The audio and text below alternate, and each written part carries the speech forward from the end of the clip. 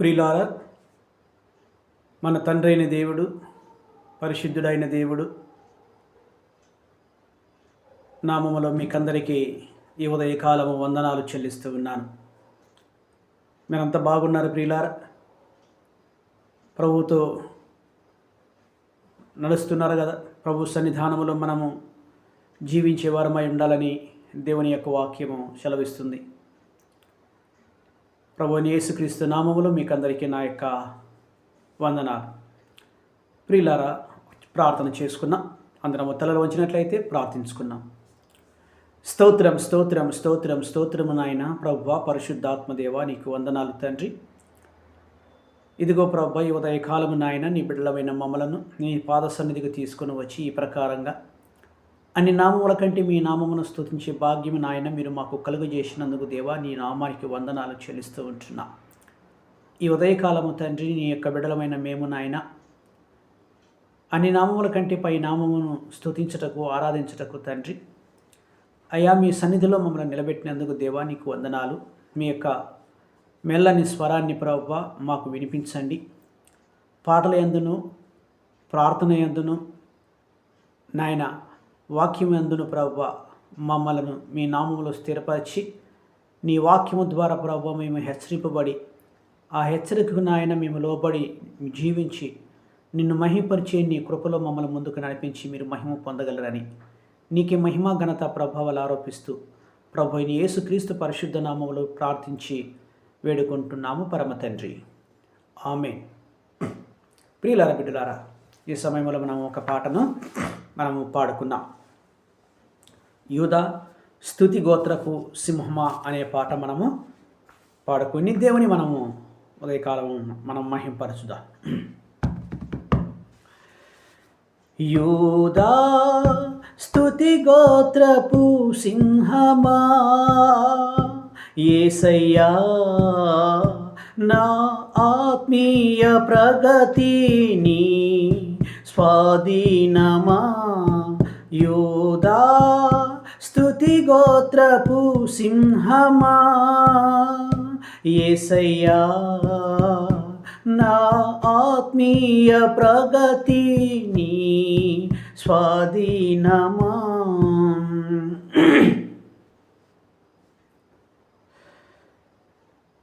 నీ స్వాధీనమా. యూదా స్తుతి గోత్రపు సింహమా, యేసయ్యా నా ఆత్మీయ ప్రగతి నీ స్వాధీనమా. నీవే కదా నా ఆరాధనా, ఆరాధనా స్తుతి ఆరాధనా, ఆరాధనా స్తుతి ఆరాధనా. నీవే కదా నా ఆరాధనా, ఆరాధనా స్తుతి ఆరాధనా, ఆరాధనా స్తుతి ఆరాధనా. నీ ప్రజల నెమ్మదికై రాజాజ్ఞ మార్చింది నీవేనని, అనతి కాలన ప్రథమ ఫలముగా, అనతి కాలన ప్రథమ ఫలముగా పక్వపరచిన నీకు అసాధ్యమైనది ఏమున్నది, అసాధ్యమైనది ఏమున్నది, అసాధ్యమైనది ఏమున్నది, అసాధ్యమైనది ఏమున్నది. యోధా స్తుతి గోత్రపు సింహమా, యేసయ్యా నా ఆత్మీయ ప్రగతిని స్వాధీనమా. నీ నీతి కిరణాలకై నీ దిక్కు దశలన్నీ నీవేనని, నీ నీతి కిరణాలకై నీ దిక్కు దశలన్నీ నీవేనని అనతి కాలాన ప్రథమ ఫలముగా అనతి కాలాన ప్రథమ ఫలముగా పక్వపరచిన నీకు అసాధ్యమైనది ఏమున్నది, అసాధ్యమైనది ఏమున్నది. యోధా స్తుతి గోత్రపు సింహమా యేసయ్యా నా ఆత్మీయ ప్రగతిని స్వాధీనమా. ప్రియులారా, దేవుని నామానికి మహిమ కలుగునుగాక. పాట ద్వారా దేవుని మనం మహిమపరుచుకుంటున్నాం. మరి ఈ సమయంలో లూకా సువార్త 2వ అధ్యాయం మనము చదువుకున్నాం. లూకా సువార్త 2వ అధ్యాయం. ప్రియులారా, మనము ఈ మాసమంతము కూడా ప్రపంచ దేశాలు క్రిస్మస్ జరుపుకునే మాసం. మరి మనమే కాదు, ప్రజలందరూ కూడా సంతోషముతోనూ దేవుని ఆరాధిస్తూ దేవుని స్తుతిస్తూ ఉండే మాసం. మరి ఈ దినం మనం దేవుని సన్నిధిలో కొంత సమయం మనం గడుపుదాం. లూకా సువార్త 2వ అధ్యాయం 8వ వచనం నుంచి మరి 14వ వచనాల వరకు మనం చదువుకొని దేవుని మనం మహిమపరుద్దాం. ఆ దేశంలో కొందరు గొర్రెల కాపురులు పొలములో ఉండి రాత్రివేళ తమ మందను కాచుకొనొచ్చుండగా ప్రభువు దూత వారి యొద్దకు వచ్చి నిలిచెను. ప్రభువు మహిమ వారి చుట్టూ ప్రకాశించినందున వారు మిక్కిలి భయపడిరి. అయితే ఆ దూత, భయపడకుడి, ఇదిగో ప్రజలందరికీ కలగబోవు మహా సంతోషకరమైన సువర్తమానం నేను మీకు తెలియజేయుచున్నాను. దావీదు పట్టణమునందు నేడు రక్షకుడు మీ కొరకు పుట్టియున్నాడు. ఈయన ప్రభువైన క్రీస్తు. దానికి ఇదే మీ కానవాలు. ఒక శిశువు పొత్తిగుడ్డలతో చుట్టబడి ఒక తొట్టిలో పండుకొనియుండుట మీరు చూసిదరని వారితో చెప్పెను. వెంటనే పరలోక సైన్య సమూహము ఆ దూతతో కూడా నుండి సర్వోన్నతమైన స్థలములో దేవునికి మహిమయు ఆయనకిష్టులైన మనుషులకు భూమి మీద సమాధానమును కలుగునుగాక అని దేవుని స్తోత్రము చేయుచుండెను. చదవబడిన వాక్యము దేవుడు దీవించునుగాక. ప్రార్థించుకున్నాం. కృపగల తండ్రి, నీకు స్తోత్రములు నాయన. ఇదిగో ప్రభువా, ఈ వాక్యమును ప్రభువా చదవడానికి మీరు ఇచ్చిన గొప్ప ధన్యత కొరకు వందనాలు. మీరు మాతో మాట్లాడి మమ్మల్ని దర్శించమని, మా జీవితాలలో ప్రభువా నీ వెలుగు నింపమని మీ నామానికి వందనాలు చెల్లిస్తూ యేసు నామములో ప్రార్థిస్తున్నాము తండ్రి, ఆమేన్. ప్రియమైన దేవుని బిడ్డలారా, పరిశుద్ధ గ్రంథంలో ఇప్పుడు మనం చదవబడిన వాక్య భాగం నిమిత్తమై కొన్ని నిమిషాలు మనం ధ్యానం చేసుకున్నాం. ఏమిటంటే, ఇక్కడ ఆ దేశంలో కొందరు గొర్రెల కాపురలు పొలములో ఉండి,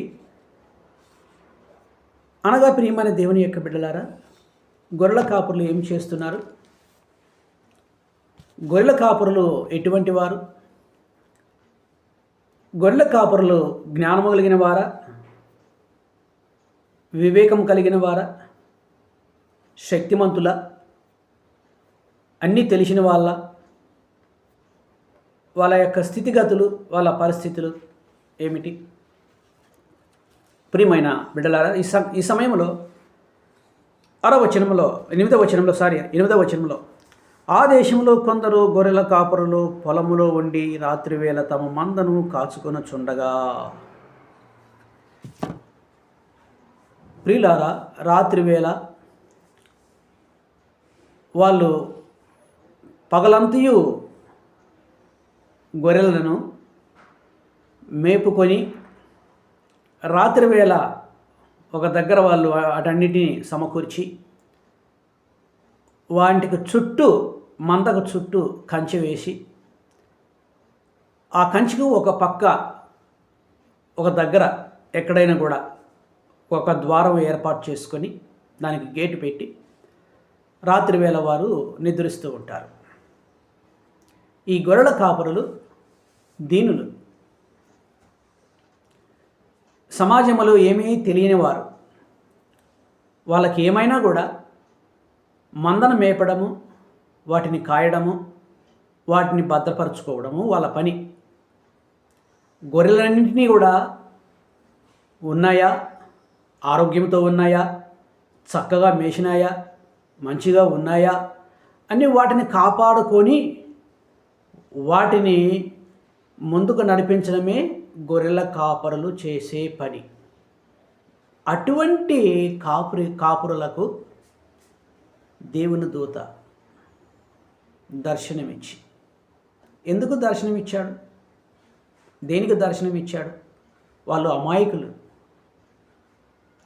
వీరిని నేను దర్శించి రక్షకుని గురించి వారికి ప్రకటిస్తే ఈ అమాయకులైన ప్రజలు దేవుని నిమిత్తమై, దేవుని రక్షణ ప్రణాళిక నిమిత్తమై ప్రకటిస్తారు అని ఒక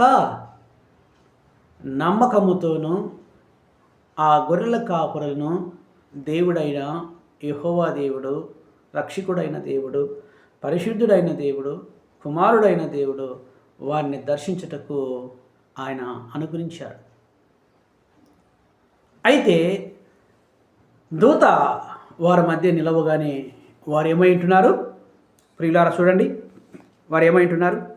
9వ వచనం, ప్రభువు దూత వారి యొద్దకు వచ్చి నిలిచెను. ప్రభువు మహిమ వారి చుట్టూ ప్రకాశించినందున వారు మిక్కిలి భయపడిరి. ప్రభువు మహిమ వారి చుట్టూ ప్రకాశించినది, కమ్ముకున్నది. ఉన్న పాటన ఒక వెలుగు, ఒక మహిమ వారిని కమ్ముకొనగానే ఏమిటి విచిత్రం అని చెప్పేసి, దయ్యమో ఏమో అని చెప్పేసి అనుకొని వారు భయపడ్డారు. మనం కూడా భయపడతాం. ఉన్న పాటున ఏదైనా జరిగిందనుకో భయపడతాం. కాబట్టి ప్రియమైన దేవుని యొక్క బిడ్డలారా, ఆ గొర్రెల కాపురలు భయపడ్డారు. భయపడి ఏమిటి ఈ యొక్క విచిత్రము, ఏమిటి ఈ యొక్క వింత అని చెప్పేసి ఆశ్చర్యపోయారు. అప్పుడు ఇక్కడ 10వ వచనంలో, అయితే ఆ దూత భయపడకుడి, ఇదిగో ప్రజలందరికీ కలగబోవు మహా సంతోషకరమైన సువర్తమానం నేను మీకు తెలియజేయుచున్నాను. ప్రియులారా, చక్కని సందేశం. భయపడకుడి, ప్రజలందరికీ కలగబోయే సంతోషకరమైన సువర్తమానము. సంతోషం.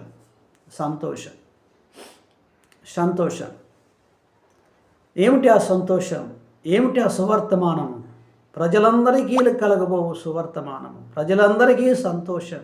కనివిని ఎరగని రీతిలో సంతోషాన్ని దేవుడు తీసుకుని వచ్చాడు వాళ్ళ మధ్యకు. భయపడవద్దు మీరు అని దూత వారితో మాట్లాడుతూ ఉండగా ప్రజలందరికీ సంతోషం.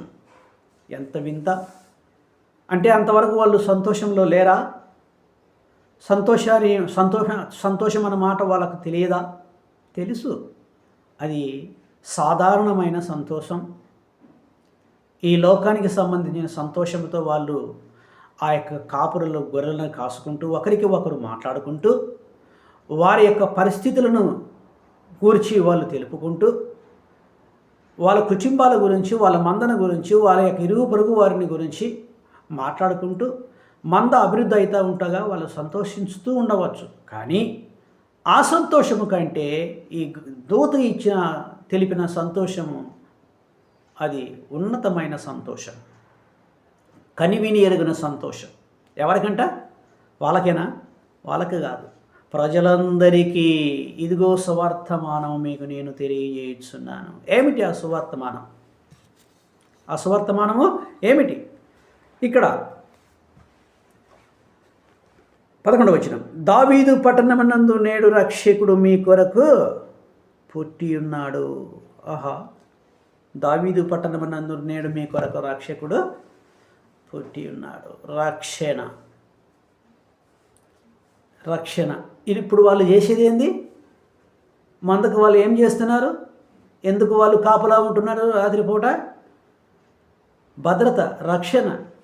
అంటే ఆ రాత్రి వేళ పులులు కానీ, తోడేళ్ళు కానీ, నక్కలు కానీ వాటిని దొంగలించకుండా, వాటి మీద పడకుండా చుట్టూ కంచె వేసి ఒక దగ్గర ద్వారం పెట్టి, ఆ ద్వారం దగ్గర వీళ్ళు రక్షణగా భద్రతను ఇస్తున్నారు. అదే ప్రకారంగా మనకు రక్షణ ఎవరా? ఎందుకు ఆ రక్షణ? దేనికి ఆ రక్షణ? ఆ రక్షణ మనకేమో అవసరమై ఉన్నది.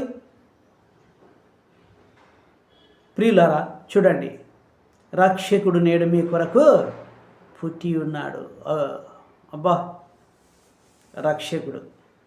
దేనికి రక్షకుడు? భద్రత. దేనికి భద్రత? ప్రజలకు భద్రత. ఎందుకు ప్రజలకు భద్రత? ప్రియమైన బిడ్డలారా చూడండి, మనము డ్రైవింగ్ చేసేటప్పుడు కానీ, మనము నడిచేటప్పుడు కానీ కళ్ళు మూసుకొని మనము నడపము, అటు ఇటు మనము నడపము. ఎందుకు? కళ్ళు మూసుకొని వాహనం నడిపితే, కళ్ళు మూసుకొని మనం నడిస్తే మనము బాధలకు గురవుతాం. అందును బట్టి మనం ఏం చేస్తాం? వాహనం నడిపేటప్పుడు జాగ్రత్తగాను భయముతో ఒళ్ళు దగ్గర పెట్టుకొని వాహనం నడుస్తాం. అది భద్రత. మనల్ని మనము కాపాడుకోవడానికి భద్రత. మనకి ఏ విధమైన ఇబ్బందులు జరగకుండా భద్రతగా మనం సాగుతాం. ఆ ప్రకారంగానే మనకు ఆధ్యాత్మికమైన భద్రత ఏమిటది? మనం ఎక్కడ జీవిస్తున్నాం? లోకంలో జీవిస్తున్నాం. మనం ఏమై ఉంటున్నాం? పాపులమై ఉంటున్నాం. మనం ఎక్కడ జీవిస్తున్నాం? చీకటిలో జీవిస్తూ ఉంటున్నాం. అందును బట్టి మనకేం కావాలి? చీకటిలో నుంచి వెలుగులోకి నడిపించే నాయకుడు మనకు కావాలి. పాపములో నుంచి పుణ్యములోకి నడిపించే నాయకుడు మనకు కావాలి. ఆ నాయకుడు ఆ ప్రజలందరికీ రక్షణ కలుగుజేయ నాయకుడు, సేవకుడు, యజమానుడు, దాత, తండ్రి ఆయనే ప్రభు అయిన యేసుక్రీస్తు ప్రభులు వారు. ఆయన అందుకే ఆ గొర్రెలకు చెప్తున్నాడు దూత, ప్రజలందరికీ కలగబో మహా సంతోషకరమైన సువార్తమానం నేను మీకు తెలియజేస్తున్నాడు. దావీదు పట్టణమునందు నేడు రక్షకుడు మీ కొరకు పుట్టి ఉన్నాడు, పాపముల నుండి విడిపించుటకు. చీకటి లోకము నుంచి మనలను విడిపించుటకు ఆయన రక్షకుడై నీకు నాకు భద్రతను కలిగింపచేయడానికి, నిన్ను నన్ను తన మార్గములో నడిపించడానికి, నిన్ను నన్ను తన నిత్య రాజ్యములోకి మనలను తీసుకుపోవడానికి, నిన్ను నన్ను తనకు ఉన్న సమస్తమునకు మనలను వారసులుగా చేయడానికి. ఎంత గొప్ప విషయం! ఎవరైనా ఉన్నారా ప్రియమైన బిడ్డలారా? వారసత్వాన్ని మనకి ఇచ్చేవారు ఎవరైనా ఉన్నారా ఈ లోకంలో? ఎవరికి ఇస్తాం మనం వారసత్వం? మనకు పుట్టిన సంతానానికి మనం వారసత్వం మనం ఇస్తాం. వేరే వాళ్ళకి ఇవ్వగలుగుతామా? ఇస్తే లోకము ఒప్పుకుంటుందా? పోనీ ఇవ్వడానికి వాళ్ళు అంగీకరిస్తారా? ఇస్తే వాళ్ళు తీసుకుంటారా? మనం వారసత్వం ఇస్తాం, వాళ్ళు అంగీకరిస్తారా? ఇవ్వరు కదా. మరి ఇక్కడ ఏమంటున్నాడు ప్రభు ఏమంటున్నాడు? మీరు నా కుమారులు కుమార్తెలై ఉంటున్నారు, మిమ్మలను నేను రక్షించుకుంటాను, మిమ్మలను నా వారసత్వానికి నేను మీ నిమిత్తమై మీ మీద ముద్ర వేసి ఉంటున్నాను. చూడండి, మనకు భద్రతను ఇస్తున్నాడు ప్రభు మనకు. మనము భద్రింపబడుచున్నామా? ఆయన భద్రతకు మనము భద్రింపబడుతున్నామా? ఒకసారి మనం ఆలోచన చేయాలి. ప్రభు మన కొరకు తన రక్తాన్ని కార్చాడు, మనం అంగీకరించినాం. యేసే నా దేవుడు అని చెప్పేసి మనం అంగీకరించినాం, బాప్తిసం తీసుకున్నాం. మనము భద్రపరచబడుచున్నామా? ఆయన నీకు నాకు ఏమి ఇచ్చాడంట? సంతోషాన్ని ఇచ్చాడు. నీకు నాకు ఏమి ఇచ్చాడంట? భద్రతని ఇచ్చాడు. ఆ భద్రతలో మనము జీవిస్తున్నామా? నిన్ను నన్ను చీకటిలో నుండి వెలుగులోకి నడిపించినాడు. ఏమిచ్చాడు?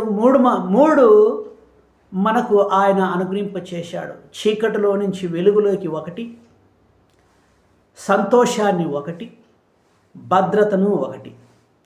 ఈ 3 విషయాలలో మనము జాగ్రత్తగా ఉంటున్నామా ప్రియులారా? ఒక్కసారి మనం పరీక్షించుకున్నాం. నా దేవుడు నన్ను చీకటిలో నుంచి వెలుగులోకి నడిపించాడు.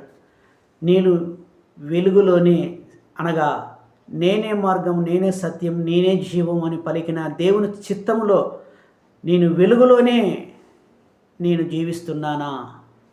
వెలుగులోనే నా ప్రయాణం కొనసాగుతుందా? ఒకసారి మనం పరీక్షించుకోవాలి. వెలుగంటే ఆయన వాక్యానికి లోబడి జీవించడం. ఆయన వాక్యానికి లోబడి జీవించి వాక్యం ఏమైతే చెబుతున్నదో దాని ప్రకారంగా జీవించడం. ఇంకా చాలా ఉన్నాయి వెలుగంటే. తర్వాత నిదానంగా చూసుకున్నా. రెండోది సంతోషం దేవుడు మనకి ఇచ్చాడు. ఏ సంతోషంలో మనం జీవిస్తున్నాం?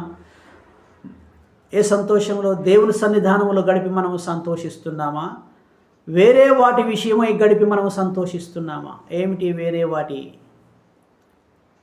వేరే వాటిపై వాటి మీద మనం సంతోషం పెడుతున్నామా? లేక దేవుడిచ్చే నిజమైన సంతోషాన్ని మనము పొంది జీవిస్తున్నామా? ఒక్కసారి మనము పరీక్షించుకోవాలి ప్రియులారా. ఒక్కసారి పరీక్షించుకోవాలి. మూడోది భద్రత, రక్షణ మనకు కలుగు చేయడానికి రక్షకుడు ఈ లోకానికి వచ్చి ఉంటున్నాడు. భద్రతను కలుగు చేయడానికి భద్రపరచబడిన దేవుని కుమారుడి లోకానికి వచ్చి ఉంటున్నాడు. మనం భద్రింపబడుతున్నామా? ఆయన చెంత, ఆయన సన్నిధిలో మనము భద్రపరచబడుతున్నామా? మనము మనం మన జీవితాన్ని ముందుకు నడిపించుకుంటున్నామా? ఒకసారి మనం పరీక్షించుకోవాలి. ఏదో వాక్యం చదువుతున్నాం, ప్రార్థన చేస్తున్నాం, మీటింగ్లకు వెళుతున్నాం, దశమ భాగాలు ఇస్తున్నాం, కానుకలు ఇస్తున్నాం. కాదు. నువ్వు స్నానం చేయకుండా నువ్వు ఎంత మంచి ఉతికిన బట్టలు మంచి అన్నీ వేసినా కూడా నీవు కంపే కొడతావు, వాసన వస్తుంది. స్నానం చేయకపోతే, స్నానం చేయకుండా మంచి బట్టలు, ఉతికేసిన బట్టలు ఎన్ని వేసుకున్నా కంపు కొడతావు. ఎందుకు? నీ శరీరము ఏమై ఉన్నది? మురికి పట్టి ఉన్నది. నీ శరీరం మురికి పట్టి ఉన్నది. ఆ ప్రకారంగా నీ జీవితము మురికి పట్టి ఉన్నది. అందరికీ కనపడేట్టుగా నువ్వు కొనసాగితే అది నీకే నష్టం, మనకే నష్టం. కాబట్టి భద్రతలో మనము దేవుడిచ్చిన రక్షణను మనము కాపాడుకుంటూ ఆ రక్షణలో మనము భద్రత కలిగి మనము జీవించాలి. ప్రియులారా, ఎంత గొప్ప దేవుడు చూడండి. ఇవి మళ్ళీ మనం చూసుకున్నాం. ఈ డిసెంబర్ మాసంలో క్రిస్మస్ గురించి మనం చూసుకున్నాం, వెలుగు గురించి మనం చూసుకున్నాం, భద్రత గురించి మనం చూసుకున్నాం, సంతోషాన్ని గురించి కూడా తర్వాత మనం చూసుకున్నాం. చూడండి, ఇక్కడ ఇంకో మాట రాయబడి ఉన్నది. అదేమిటంటే 4వదిగా, సర్వోన్నతమైన స్థలములో దేవునికి మహిమయు ఆయన ఇష్టులైన మనుషులకు భూమి మీద సమాధానము కలుగునుగాక అని దేవుని స్తోత్రము చేయుచుండెను. దేవునికి స్తోత్రము చేయుచుండెను అనే మాట తర్వాత మాట్లాడుకున్నాం. వచ్చే పాఠంలో మనం మాట్లాడుకున్నాం. ఇక్కడ సర్వోన్నతమైన స్థలములలో ఏమిటి? ఆ సర్వోన్నతమైన స్థలము, సర్వోన్నతమైనది అనగా పరిశుద్ధమైనది. మన కంటికి అది నీచముగా మనకు కనపడవచ్చు, పనికి మాలిన స్థలముగా మనకు కనపడవచ్చు. కానీ దేవుని దృష్టిలో అది సర్వోన్నతమైన స్థలములలో దేవునికి మహిమ. ప్రియులారా, ఏ స్థలం అది? ఎక్కడ పుట్టినాడు ఆయన? పశువుల పాకలో పుట్టాడు కదా. పశువుల పాక అంటే ఏంది? అక్కడ మనము కూర్చోలేము, మనము అక్కడ పండుకోలేము, మనం అక్కడ తినలేము. అది మనము ఆశయించుకునే స్థలము. ఆశయించుకునే స్థలమే, ఆశయించుకునే పశువుల పాకే మన హృదయం. పనికి మాలిన ఆ స్థలములో ప్రభువు వారు జన్మించినాడు. ఆ స్థలము సర్వోన్నతమైన స్థలమైనది, దేవునికి జన్మస్థానము అయిన స్థలము. అందుకని సర్వోన్నతమైన స్థలములో దేవునికి మహిమ. నీ యొక్క హృదయంలోకి దేవుని నువ్వు అంగీకరించినప్పుడు, నమ్మి బాప్తిసము తీసుకొని జీవించి ఆయన వాక్య ప్రకారము నువ్వు జీవించినప్పుడు, పనికి మాలిన నీచమైన దౌర్భాగ్యమైన ఈ యొక్క హృదయములోకి ప్రభువును నువ్వు ఆహ్వానించినప్పుడు ఈ స్థలము, ఈ హృదయము పవిత్రమైనది, మహిమ దేవునికి కలుగుచూ ఉన్నది. ఈ హృదయము ద్వారా దేవుని నువ్వు స్తుతించినప్పుడు అది సర్వోన్నతమైన స్థలములో దేవునికి మహిమ. నువ్వు ప్రభువును అంగీకరించిన తర్వాత, పశువుల పాకలో జన్మించిన ప్రభువును నువ్వు అంగీకరించిన తర్వాత, నువ్వు ఏ స్థలములో కూర్చొని నువ్వు ప్రార్థించినా, ఏ స్థలములో కూర్చొని నువ్వు ఆరాధించినా, ఏ స్థలములో కూర్చొని నువ్వు దేవుని కీర్తించినా, ఆ స్థలము అనగా నీ హృదయము దేవునికి మహిమ. ఈ హృదయముతో దేవుని నువ్వు మహిమపరచుతూ ఉన్నావు. హల్లెలూయా. అది దేవుడు మనకిచ్చిన గొప్ప ధన్యత, గొప్ప భాగ్యం. ప్రియులారా, ఆయన పుట్టినప్పుడు 2 సత్యాలు చెప్తాను. అవి జరిగినాయే, మిగతావి కూడా చాలా ఉన్నాయి. ఆ 2 సత్యాలను చెప్పి మనం ముగించుకున్నాం. ఆయన ఈ లోకానికి దిగి వచ్చినప్పుడు, అనగా బాలునిగా ఈ లోకంలో జన్మించినప్పుడు 2, 1 లోకానికి వెలుగు. అంటే వెలుగు లేదా అని చెప్పేసి మనం అనుకోవచ్చు. ఉన్నది. ఏ వెలుగు? దానికి రూపము లేని వెలుగు. రూపములోని వెలుగు. దానికి ఉదాహరణ చెప్తా. యేసయ్య కంటే ముందు యోహాను బాప్తిసాలు ఇచ్చాడు. ఆ బాప్తిసాలకు, యోహాను ఇచ్చిన బాప్తిసాలకు రూపము రాలే. ప్రభువైన యేసుక్రీస్తు ప్రభుల వారు ఎప్పుడైతే బాప్తిసము తీసుకున్నాడో, నీతి యావత్తు ఇలాగు జరుగును నెరవేర్చబడును అన్నాడో, అప్పుడు ఆ బాప్తిసానికి రూపం వచ్చినది, ఆధ్యాత్మికమైన రూపం వచ్చినది. ఇక్కడ కూడా అంతే. వెలుగు ఉన్నది, కానీ ఆ వెలుగు ఎప్పుడు రూపం వచ్చింది? ప్రభువైన యేసుక్రీస్తు ప్రభుల వారి లోకమున పుట్టినప్పుడు వెలుగు కలిగినది. అనగా నీ జీవితానికి ఒక సార్థకమైనది, నీ రూపానికి ఒక సార్థకము. ప్రభువును అంగీకరించిన తర్వాత నీ జీవితము వెలుగుమయము, అనగా వాక్యానుసారముగా దేవుడు నా కొరకు మరణించి తిరిగి లేచి దేవుడిని అంగీకరించానని ఒక సత్యములో నీకు నువ్వు వెళుతావు. అది. రెండవది, ప్రియమైన దేవుని బిడ్డలారా, ఇవ్వడము. తండ్రిని దేవుడు తన కుమారుని మన కొరకు ఈ లోకానికి పంపించాడు. అనగా మనకు భద్రత కొరకు, రక్షణ కొరకు పంపించాడు. మనకు రక్షణ కలిగింది. ఇది ఇంకా చాలా ఉన్నది. ఇవి కూడా మళ్ళీ తర్వాత మనం నేర్చుకున్నాం. ప్రియులారా, ఒక్కసారి మన జీవితంలో మనం పరీక్షించుకొని మనం ముందుకు సాగుదామని మిమ్మల్ని దేవుని యొక్క వాక్యం మనల్ని హెచ్చరిస్తూ ఉంది. హెచ్చరింపబడిన తర్వాత లోబడి మన జీవితాలు మనము కట్టుకొని, మన తండ్రిని దేవుడు, మన కొరకు రక్తం చిందించిన దేవుడు, మన కొరకు రక్షకునిగా ఈ లోకానికి దిగివచ్చిన దేవుని మనం సంపూర్ణముగాను పరిపూర్ణముగాను మనం ముందుకు సాగుతూ అంగీకరించి కొనసాగుతూ జీవించాలని చెప్పేసి దేవుని యొక్క వాక్యం సెలవిస్తుంది. నీ కొరకు నాకు మరణించిన దేవాది దేవునికి ప్రియులమై, బిడ్డలమై, కుమారులమై ఆయన వారసత్వాన్ని మనం అంగీకరించి మనం భద్రపరచబడి ముందుకు సాగాలని కోరచ్చు. ఈ మాటలు నేను ముగించుతున్నాను. ప్రార్థన చేసుకున్నాను. అందరము తలలో ఉంచినట్లయితే ప్రార్థన చేసుకున్నాను. సర్వశక్తిమంతుడైన తండ్రి, సర్వాధికారి అయిన దేవ, నాడు నేడు ఏకరీతిగా ఉన్న తండ్రి, మొదటివాడా, కడపటివాడా, అంతము లేనివాడా, ప్రభువులకు ప్రభువా నీకు స్తోత్రం చెల్లిస్తూ ఉంటున్నా. ఈ ఉదయకాలం నాయన మీరు మాతో మాట్లాడిన మాటలను బట్టి తండ్రి నీకు వందనాలు. దేవాది దేవుడు అయిన తండ్రి నీకు స్తోత్రాలు. ఈ దినము నాయన మీరు మాతో మాట్లాడిన ప్రతి మాటను బట్టి మీకు కృతజ్ఞత వందనాలు స్తుతులు చెల్లిస్తూ ఉంటున్నా. తండ్రి మేము నాయన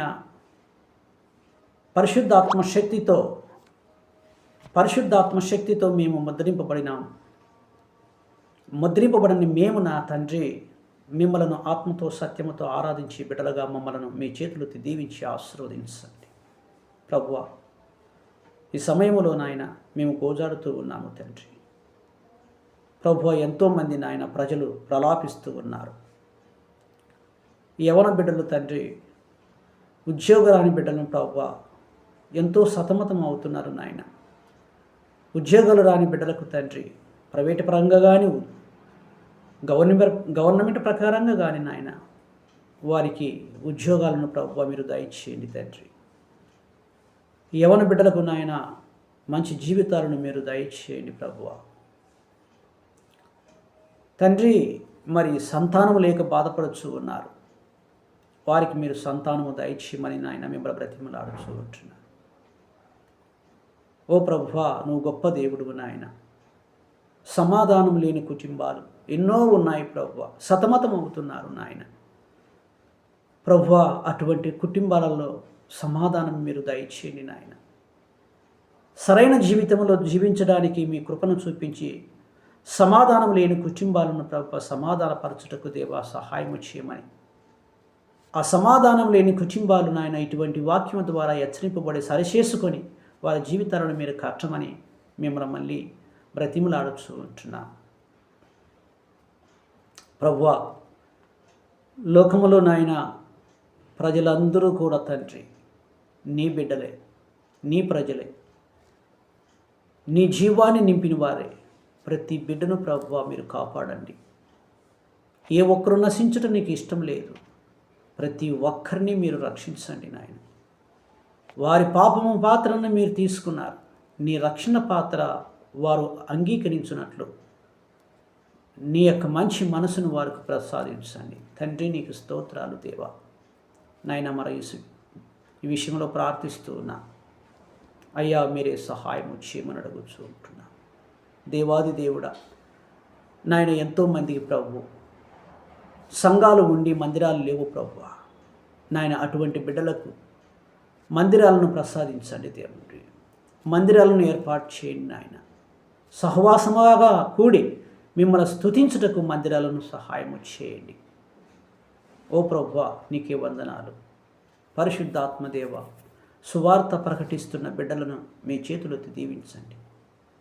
సువార్త ప్రకటించే వారికి ఆయన నీ వాక్యము అయ్యా దీపమై ఉన్నది. దేవ, అటు బిడ్డలకు మీ కాపుదల, మీ భద్రతను దయచేయండి. సువార్త వినుచున్న బిడ్డల జీవితాలను మీరు మార్చండి.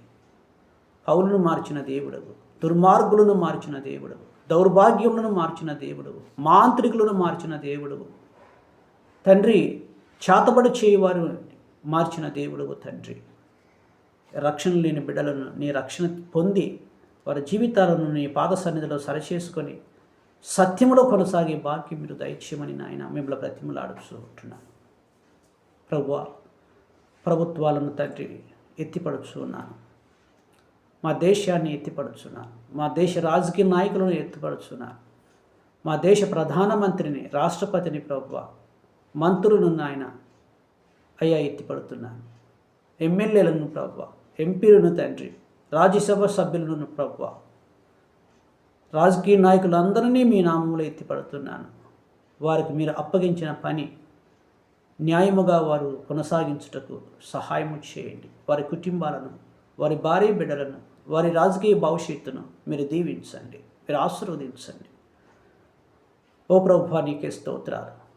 పరిశుద్ధాత్మదేవ, నీకు వందనాలు. క్రైస్తవ లోకమును తండ్రి, మిమ్మల్ని అంగీకరించిన నీ బిడ్డలను మీ చేతులెత్తి దీవించండి. ప్రపంచంలో క్రైస్తవ కుటుంబాలను మీరు ఆశీర్వదించండి నాయన. నీకే స్తోత్రాలు, నీకే వందనాలు. రాజాది రాజా, నీకే స్తుతులు స్తోత్రాలు కృతజ్ఞతలు మేము చెల్లిస్తూ ఉంటున్నాం. మా ప్రార్థన అంగీకరించువాడా నీకు వందనాలు చెల్లిస్తూ ఉన్నా. పిలిచే పలికే దేవుడా నీకు వందనాలు, నిజ దేవుడా నీకు వందనాలు.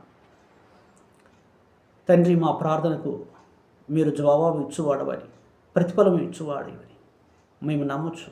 ఈ ప్రార్థన తండ్రి మీ నామములో చేర్చుకోమని మా రక్షకుడు నీ ప్రియకుమారుడు యేసు పరిశుద్ధ నామములు వేడుకొని ప్రార్థిస్తున్నాము పరమ తండ్రి. ఆమేన్, ఆమేన్. అందరికీ వందనాలు ప్రియమైన బిడ్డలారా.